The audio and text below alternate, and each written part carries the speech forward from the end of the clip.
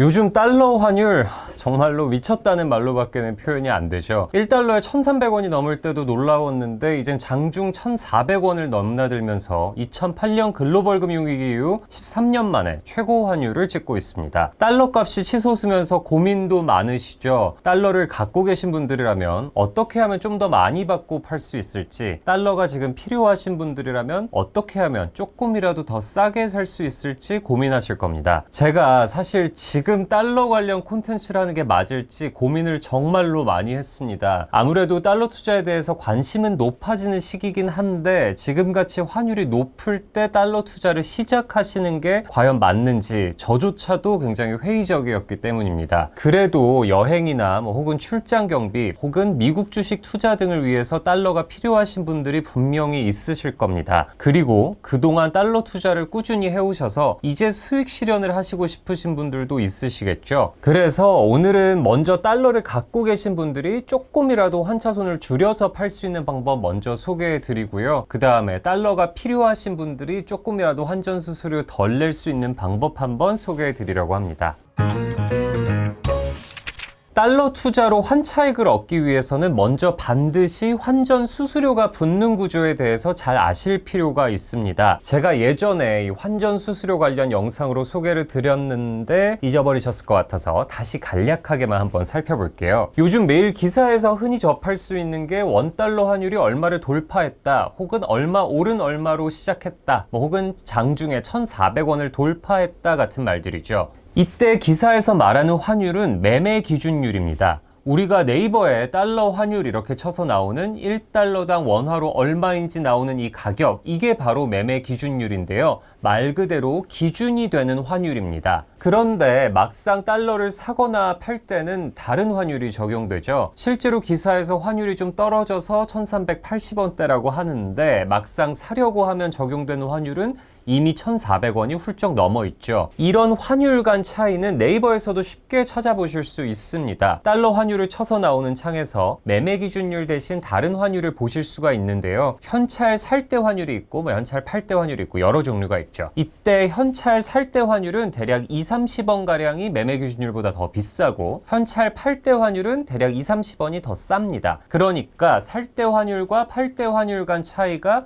최소 5-60원은 난다는 거를 의미합니다. 이때 매매 기준율과 사고 팔 때 환율 간 차이를 우리는 환전 수수료라고 부릅니다. 자, 만약에 이런 환전 수수료를 전혀 우대받지 못했다면 환율이 100원이 올라서 팔려고 하더라도 달러당 100원만큼의 차익을 얻는 게 아니라 살 때 환율과 팔 때 환율 간 차이인 5-60원을 뺀 대략 한 4-50원만큼의 수익만을 얻게 되는 거죠. 그래서 달러 투자를 할 때는 주로 외화 계좌 등을 통해서 송금 보낼 때 환율로 사게 됩니다. 이 송금 보낼 때 환율을 주로 전신환 매도율이라고도 하는데요. 이거는 은행이 실제로 현찰을 갖고 있지 않아도 숫자상으로만 보이는 외화이기 때문에 환전 수수료를 덜 부과합니다. 보관 비용이 안 들기 때문이죠. 대략 15원 안팎의 수수료가 붙는데 현찰 살 때 환전 수수료의 절반 정도죠. 마찬가지로 송금 받을 때 환율도 현찰 팔 때 환율보다 대략 15원가량 비싸다고 보시면 됩니다. 그러니까 외화 계좌 등을 통해서 송금 보낼 때 환율로 달러를 사고 송금 받을 때 환율로 달러를 팔면 현찰을 직접 사고 파는 것보다 1달러당 30원가량의 환전 수수료를 아끼실 수 있는 겁니다. 자, 그런데 요새 각 은행들이 환율 우대를 쏟아내고 있죠. 환율 우대 100%라는 말은 말 그대로 환전 수수료를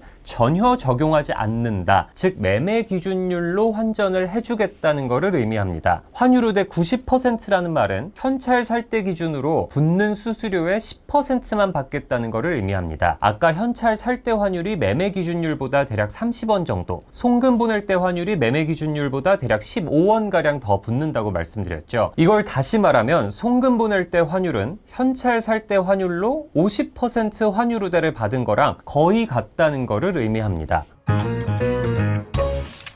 자, 그러면 달러로 이제 수익 실현을 하시려는 분들은 어떻게 해야 환전 수수료를 조금이라도 아낄 수 있을까요? 우선 달러를 지금 팔고 싶으신 분들은 세 가지 유형이 있으실 겁니다. 먼저 달러 예금이 있으신 분들. 달러 예금은 말 그대로 예금입니다. 만기일이 정해져 있죠. 만기가 되든 환율이 최고점이라고 생각해서 약정금리 보장받지 않고 중도 해지를 하시던 간에 사전에 달러 예금 가입할 때 지정한 원화 계좌로 해지 시점에 환율이 적용돼서 입금됩니다. 주로 50%의 환율 우대가 적용되는데 사실상 송금 받을 때 환율이 적용된다고 보시면 편합니다. 그러니까 달러 예금에 가입하셨다면 가입하실 때와 마찬가지로 해지할 때도 50% 환율 우대 외에 딱히 환전 수수료를 막 더 크게 아낄 수 있는 방법은 없습니다. 그 다음으론 제가 전에 소개해드렸던 간편 환전 시스템에 넣어뒀던 분들이 있겠죠. 이 방법으로 달러를 환전 지갑, 환전 주머니, 외화 주머니 이런 거에 넣어두셨던 분들이라면 살 때와 마찬가지로 팔 때도 90% 환율 우대를 받으실 수 있습니다. 마지막으로는 현찰을 갖고 계신 분들입니다. 해외 출장이나 여행을 갔다 오신 분들 혹은 이런저런 이유로 집에 달러 현찰이 있으신 분들 분명히 많으실 겁니다. 달러의 경우 대부분의 은행에서 달러 현찰을 외화 계좌에 입금하는데 수수료가 부과되지 않습니다. 입금한 다음에 7일 이내에 입금한 금액을 다시 현찰로 찾는 경우에만 1.5%가량의 수수료가 부과되는 게 일반적인데요. 그러면 달러 현찰을 외화 계좌에 입금한 다음에 환전한다면 현찰 팔 때 환율이 아니라 송금 받을 때 환율을 적용받을 수 있겠죠. 이렇게 되면 현찰이지만 대략 50%가량의 환율 우대를 받으실 수 있습니다. 또 하나의 방법이 있습니다. 하나은행은 지금 국내 외화이체에 대해서 월 1회 90% 환율 우대 쿠폰을 제공하고 있습니다. 1만 달러 이하 금액의 US 달러만 가능하고요. 말씀드렸다시피 월 1회 쿠폰을 받아서 사용할 수 있습니다. 달러 계좌에 갖고 있는 현찰을 입금한 다음에 이 돈을 원화 계좌로 이체한다면 90%의 환율 우대가 적용돼서 내 원화 계좌로 들어옵니다. 저도 사실 최근에 이 방법을 활용했습니다. 가장 수수료를 많이 아끼실 수 있는 방법입니다. 남은 돈이 큰 액수가 아니라면 외화 체크카드로 활용하시는 방법도 있습니다. 대표적인 게 신한은행의 외화 체인지업 통장. 이 상품들은 외화 체인지업 카드와 연동됩니다. 보유한 외화를 아무 수수료 없이 현지에서 일반 체크카드처럼 쓰는 방식인데요. 외화 현찰을 여기에 입금한 뒤에 해외 직구나 항공권 구매 혹은 여행 가서 현지에서 쓰시는데 활용하실 수도 있습니다.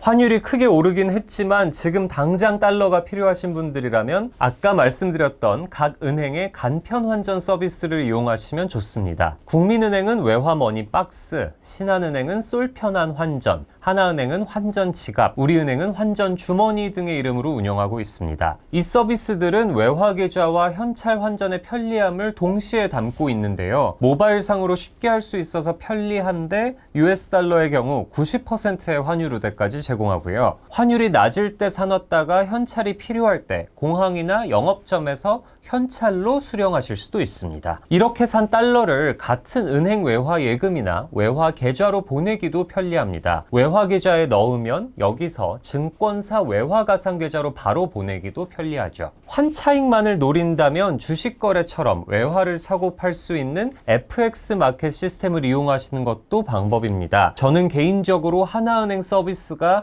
그래도 제일 직관적이고 좋더라고요. 역시 외환은행을 계승한 곳이라 그런지 외환에는 진심인 모습입니다. 어쨌든 이 FX 마켓 같은 경우에는 원하는 환율을 설정해두고 예약 거래를 신청하실 수 있습니다. 이 서비스를 이용하려면 서비스에 가입 신청을 하고 그 은행의 외화 통장은 반드시 필요합니다. 아무래도 조금 번거롭긴 하지만 말 그대로 환차익으로 단타를 노리시려는 분들이라면 주식 앱과 비슷한 인터페이스의 이 서비스가 더 잘 맞으실 수도 있습니다. 이 서비스는 제가 다음에 기회가 되면 한번 자세히 다뤄볼게요. 오늘 영상은 여기서 마치려고 합니다. 또 영상 나갈 때까지 환율이 얼마나 오를라나 제가 굉장히 걱정되는데요. 다음에는 조금 더 유익한 영상으로 찾아뵙겠습니다. 감사합니다.